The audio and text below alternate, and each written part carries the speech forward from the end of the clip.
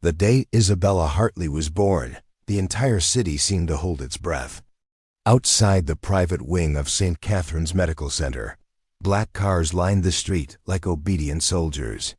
Security guards stood alert, nurses whispered instead of spoke, and even the air felt expensive. Inside room 701, surrounded by the soft hum of machines and the faint scent of antiseptic, the most powerful businessman in the state waited for a sound he would never hear. Ethan Hartley had built empires from nothing: steel, technology, real estate. His name appeared on skyscrapers, hospitals, and scholarships. He had negotiated deals worth billions with calm confidence. But now, seated beside his wife's hospital bed, his hands trembled. "Please," he whispered, though he didn't know to whom, "just cry." The doctor exchanged a careful look with the nurse. The baby lay wrapped in a pink blanket, her tiny chest rising and falling peacefully. "She's beautiful," the nurse said gently. Ethan leaned forward, eyes shining. "She hasn't cried yet." The doctor cleared his throat. "Mr. Hartley, newborns usually cry within seconds. Seconds turned into minutes. Minutes stretched painfully. Then the doctor spoke words that would change everything. She's deaf." The room didn't explode with grief. It collapsed inward. Ethan stared, not understanding. "No, that's not possible. We tested everything. Best doctors, best equipment." The doctor nodded. "We did. And sometimes life still chooses its own path." Across the room, Isabella lay peacefully unaware that her silence had shattered a man who believed money could fix anything. A world built for sound. Isabella grew up surrounded by luxury. Her nursery was bigger than most apartments. Her toys were imported, handcrafted, educational. The walls displayed framed quotes about success and strength. But the world outside those walls wasn't built for someone who couldn't hear it. At 2 years old, she didn't respond when called. At 4, she watched other children laugh, confused by the way their mouths opened and closed. At 6, she learned to read lips before she learned to read books. Ethan spared no expense. Specialists, tutors, therapists, private schools with inclusive programs. But inclusion often meant isolation dressed in polite smiles. Children whispered. Teachers spoke louder, as if volume could replace understanding. At birthday parties, Isabella sat quietly while noise exploded around her like fireworks she could never see. At night, Ethan would sit outside her bedroom door, listening to the silence that had defeated him. "I failed you," he signed one evening, tears falling silently. Isabella smiled and signed back, "You stayed." But staying didn't erase the ache. On the other side of the city, miles away, beyond glass towers and manicured lawns, another girl woke up to a very different world. Her name was Amara Johnson. Her alarm clock was the sound of sirens, barking dogs, and neighbors arguing through thin walls. She lived with her grandmother in a cramped apartment where the heat worked only when it wanted to. Amara was 11, small for her age, with eyes that noticed everything. She noticed how people avoided eye contact on buses, how teachers lowered expectations before students even opened their mouths, how poverty made people invisible. But Amara had something rare. She listened. Not just with her ears, with her heart. Her grandmother, Mama Ruth, had lost her hearing slowly over the years. No insurance, no hearing aids. Just patience and homemade sign language. "Hands speak too," Mama Ruth used to say, smiling. Amara learned to communicate in silence before she learned cursive. She learned that words didn't always need sound to carry meaning. Every afternoon after school, Amara volunteered at the local community center, helping elders, tutoring younger kids, and translating for those who couldn't hear well anymore. She didn't know it yet, but her hands were learning a language that would one day change 2 lives forever. 2 lives, one invisible line. Fate has a strange sense of timing. On a rainy Thursday afternoon, Isabella's school organized a community outreach day. The idea was simple: expose privileged students to real life. A bus would take them to a community center for a few hours. Ethan hated the idea. "She doesn't need pity tourism," he signed sharply to the principal. "It's not pity," the woman replied carefully. "It's connection." Isabella watched the exchange calmly. Then she signed something unexpected. "I want to go." Ethan hesitated, then nodded. That afternoon, Isabella stepped into a building with peeling paint and flickering lights, a place money had never polished. Inside, children laughed loudly, adults argued. A radio blared in the background. Isabella flinched, overwhelmed. Then she saw Amara. Amara was sitting at a table, hands moving gracefully as she signed to an elderly man who beamed with gratitude. Isabella froze. Those hands, that rhythm, that language. For the first time, someone in the room spoke the way she did. Isabella approached slowly. Amara looked up and smiled. And without hesitation, she signed, "Hi, I'm Amara." Isabella's eyes widened. Her hands trembled as she replied, "I'm Isabella." The room around them faded. Two girls from opposite worlds stood face to face, connected by silence louder than sound. The first unbelievable thing, Amara noticed something immediately. Isabella's hearing device was slightly misaligned. The skin behind her ear was irritated, red. She pointed gently and signed, "Does it hurt?" Isabella nodded. Amara frowned. Carefully, respectfully, she reached out. "My grandma had this problem," she said softly. "They adjusted it wrong." With practiced ease, Amara adjusted the device slightly, loosening the pressure. Isabella blinked. Her face changed. The discomfort faded. Her shoulders relaxed. She smiled, a real one. Ethan watched from across the room, stunned. That small adjustment, something doctors had missed for years, brought his daughter visible relief. And it was done by a girl who owned nothing but knowledge born from love. Ethan felt something unfamiliar tighten in his chest. Not fear. Not anger, hope. End of part 1, the beginning of something bigger. It was connection.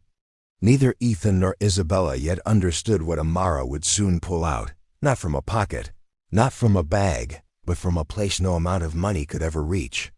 A truth, a key, a miracle hidden in plain sight. And this was only the beginning. The silence between Isabella and Amara didn't feel empty. It felt alive.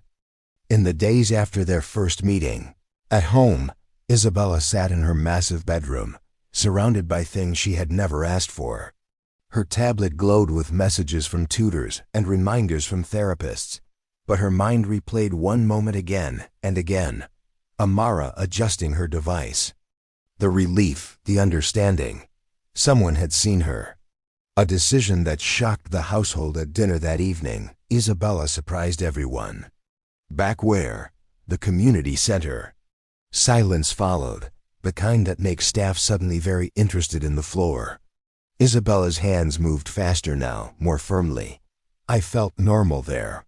The word hit Ethan harder than any accusation ever had. Normal. He looked at his daughter, truly looked, and realized something painful. All his wealth had given her comfort. He had no idea that this decision would begin unraveling everything he believed about control, power, and healing. Neither is my daughter. So a simple plan was formed. Isabella would attend the center twice a week. No press, no donations, no announcements. She looked up, surprised. Then she smiled, slow, real, unforced. "You came back." Isabella nodded, her hands slightly nervous. "I wanted to." Amara gestured to the chair beside her. The girls grew close quickly, not through dramatic moments, but through quiet consistency. Drawing together. Sharing snacks. How she flinched when therapists corrected her hands. One afternoon, while sitting on the steps outside, Amara signed something unexpected. "Can I ask you something?" Isabella nodded. She thought for a long time before answering. Amara hesitated, then said something that sent a chill through Isabella. "It means sometimes the problem isn't ears." The unbelievable begins to surface one day, during a signing exercise. Amara did something strange. Just feel. Intentional pauses. Isabella's breathing changed, her mind focused. For the first time, communication wasn't visual or auditory. It was physical, emotional. When Amara stopped, Isabella's eyes flew open. "I understood you," she signed, shocked. Amara swallowed. "But I felt meaning." Amara looked around to make sure no one was watching. Amara answered honestly, "A way people forgot." Ethan notices the change. Ethan couldn't ignore it anymore. Isabella was different. More confident, more expressive, less frustrated. Her therapists were confused. That evening, he watched from a distance as Isabella and Amara sat together, hands moving in fluid harmony. He didn't see disability. He saw fluency, and it terrified him. This kind of informal communication can be dangerous, he warned. Ethan looked through the glass at his daughter laughing silently. The doctor replied, "Progress isn't always visible." Ethan didn't respond, because for the first time it was. A secret Amara hasn't shared yet that night. Amara sat beside her grandmother's bed. "Is it wrong?" she asked softly. Mama Ruth reached for her hand.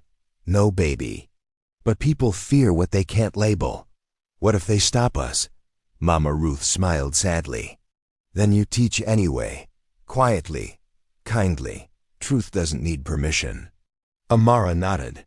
She hadn't told Isabella yet. But what she was teaching her wasn't just communication. And soon, the world would notice. The first complaint arrived quietly. No confrontation. No raised voices, just an email. Ethan Hartley read it twice, then a third time, his jaw tightening with every line. "Concerns have been raised regarding unlicensed instructional methods being used with your daughter. These practices may interfere with her approved developmental plan." Approved, developmental, plan, words that sounded responsible and felt like chains. Ethan leaned back in his chair and stared at the city below his office window. The skyline bore his name in steel and glass, yet for the first time, he felt powerless inside it. Because this wasn't about business. It was about who controlled his daughter's voice. Isabella feels it before she understands it. Children sense danger long before adults explain it. Isabella felt it in the way conversations stopped when she entered the room. In how her therapy sessions suddenly grew stricter, colder, and how her father's smiles took longer to reach his eyes. One afternoon, a therapist signed sharply at her hands. "That's incorrect. Do it properly." Isabella froze. Her hands trembled. This wasn't correction. It was rejection. Later that day, at the community center, she didn't smile when she saw Amara. Amara noticed instantly. "You're pulling away," she signed gently. Isabella looked down. "They don't like what you're teaching me." Amara's shoulders stiffened. "Who?" she asked, though she already knew. "Everyone who gets paid to fix me." The word fix hung between them like a bruise. The confrontation no one expected, Ethan decided not to hide. He invited Isabella's full medical and educational board to his home. Doctors, specialists, advisors. They sat beneath priceless art, holding tablets filled with charts and credentials. "This alternative method," one specialist began carefully, "has no clinical backing. It's based on anecdotal experience," another added. "That's risky." Ethan signed slowly, deliberately. "Define risk." A pause. "It could delay her progress." Ethan leaned forward. "Progress toward what?" he asked. "Sound or self?" Silence. No one had an answer ready. Amara is called and the decision shocked everyone. Ethan asked Amara to come. Not as a case study, not as an experiment. As a voice.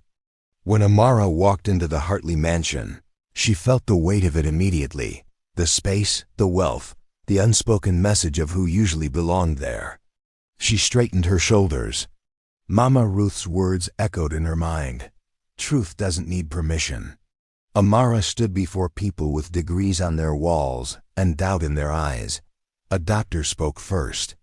"Can you explain what you believe you're teaching?" Amara didn't flinch. "I'm not teaching her to hear," she signed calmly. "I'm teaching her to trust her brain."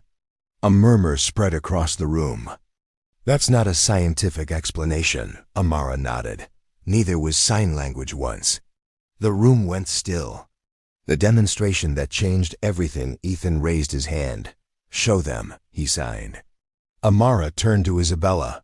"Are you okay with this?" she asked gently. Isabella nodded.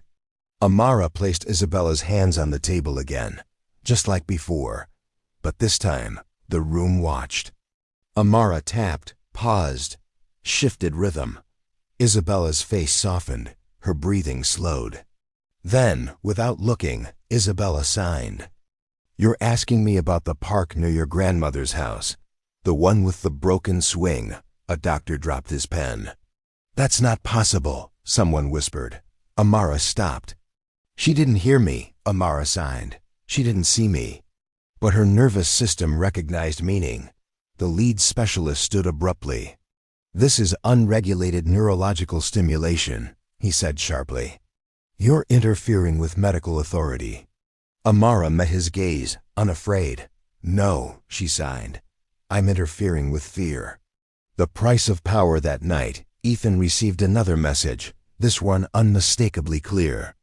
If he continued allowing Amara access to Isabella, certain funding partnerships would be reconsidered.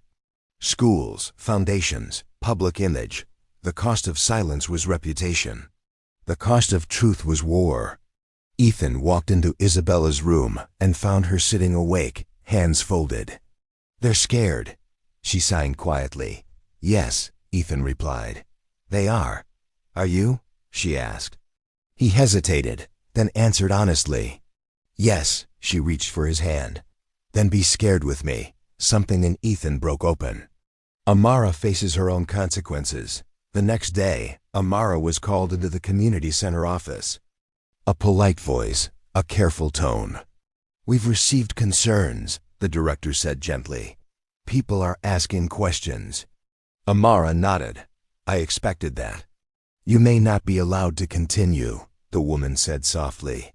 "They say you're crossing lines." Amara swallowed. "Lines drawn by who?" she asked. The director had no answer. That evening, Amara told her grandmother everything. Mama Ruth listened quietly, then smiled. "Good," she said. "Good." Amara asked, confused. "Yes," Mama Ruth replied. "It means you touched something real. The line is drawn. Two worlds were now watching each other. Institutions tightening their grip. A billionaire choosing between influence and integrity. A poor girl standing on nothing but truth. And in the center of it all, a child who had never needed fixing, only understanding. The notice arrived without warning, not by email, not by phone. A letter, official, cold, final. Ethan Hartley read it standing in his kitchen, the morning light cutting across words that felt sharper than knives. Effective immediately. All non-approved external interactions influencing Isabella Hartley's developmental program must cease pending formal review. He didn't need a lawyer to translate it. Amara was being erased. Isabella understands before anyone tells her. Ethan tried to prepare the conversation carefully. But Isabella read his face the moment he entered her room. "You're carrying bad news," she signed. He swallowed. "They want to stop your sessions at the center." Isabella's hands froze. "With Amara?" she asked. Ethan nodded. For a moment she didn't cry. She didn't react. Then her hands began to shake. "They don't get to decide how I think," she signed fiercely. "I'm not a project." Ethan had never seen that fire in her before. And it terrified him because it was real. She left, not running, not hiding. She simply walked out of her home, into the waiting car, and signed to the driver, "Take me to the community center." By the time Ethan realized she was gone, she was already there, standing in front of Amara, breathing hard, eyes burning. "They're stopping us," Isabella signed. Amara closed her eyes. "I know," she replied quietly. For a moment, neither spoke. Then Isabella signed something that broke Amara's heart. I don't want to go back to being quiet inside. Amara took her hands. You won't, she signed. Not ever.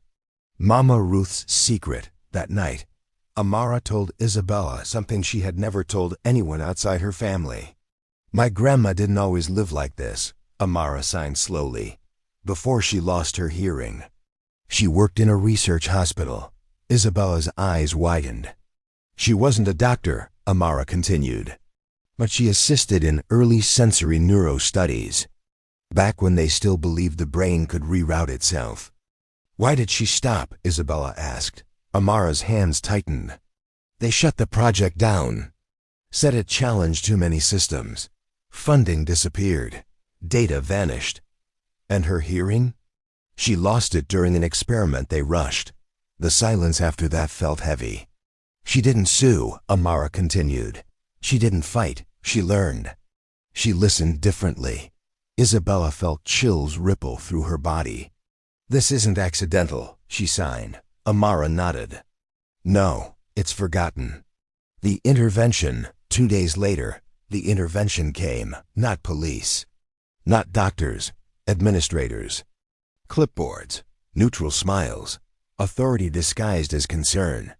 They arrived at the Hartley estate to observe Isabella. Ethan stood beside his daughter, jaw clenched. We're here to assess risk, the lead evaluator signed. Isabella stepped forward before her father could answer. I want to speak, she signed clearly. They hesitated, then nodded. Isabella closed her eyes. She didn't read lips. She didn't look. She placed her hands flat on the table and waited. Amara wasn't there.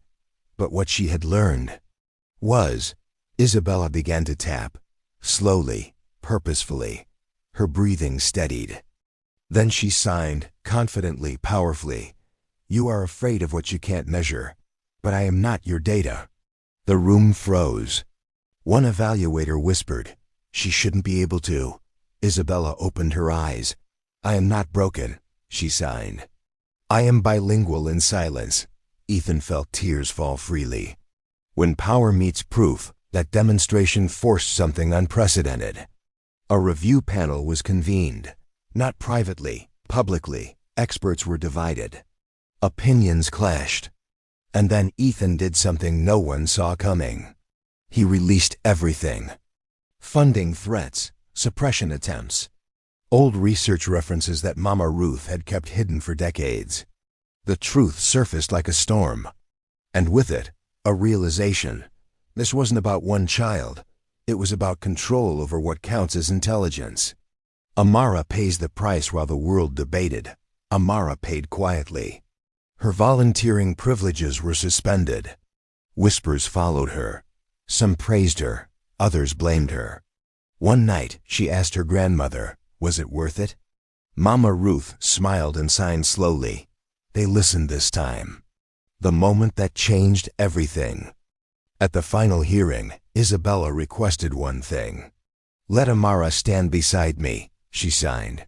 They allowed it. 2 girls. 2 worlds. Amara tapped. Isabella responded. Together, they communicated without sound, meaning flowing through rhythm, touch, and trust. No technology, no translation, just understanding.